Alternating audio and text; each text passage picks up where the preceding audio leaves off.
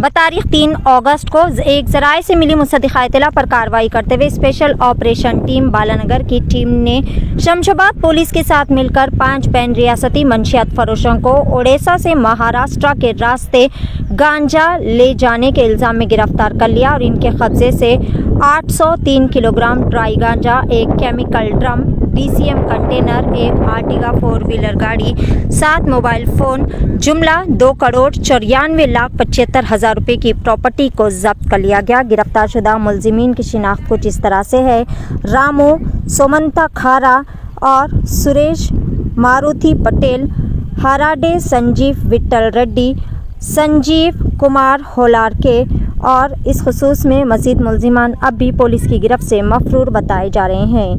आइए जानते हैं इस खसूस में मुकम्मल तफसीलात।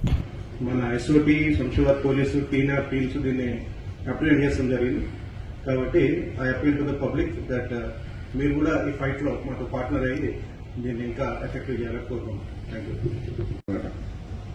ఏదైతే స్పీడ్ హ్యాష్ ట్యాగ్ ఉంటుందో దాన్ని మాత్రమే ఉపయోగించి వాళ్ళు దాటుతారు. దాన్ని నంబర్స్ ఎందుకు అది అక్కడ క్యాప్చర్ అయితే ఏ బండి ఎప్పుడు పోయింది అనేది తెలుసుకొని పట్టుకుంటారనే ఉద్దేశంతో ఇది చేస్తూ ఉన్నారు.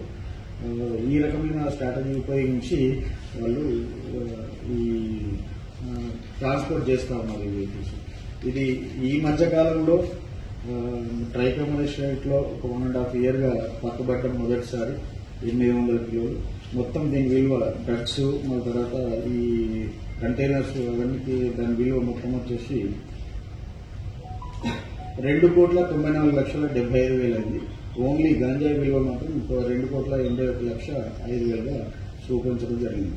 దీంట్లో సీనియర్ ఆఫీసర్లు అందరూ కూడా అప్రిషియేట్ చేయడం జరిగింది. బాలనగర్ టీంకి, మన తర్వాత శంషాబాద్ ల్యాండర్ టీంకి, TGAMB టీం కూడా రివార్డ్స్ ఇస్తామని చెప్పేసి సార్ సిపి గారు కూడా ఇది చేసింది.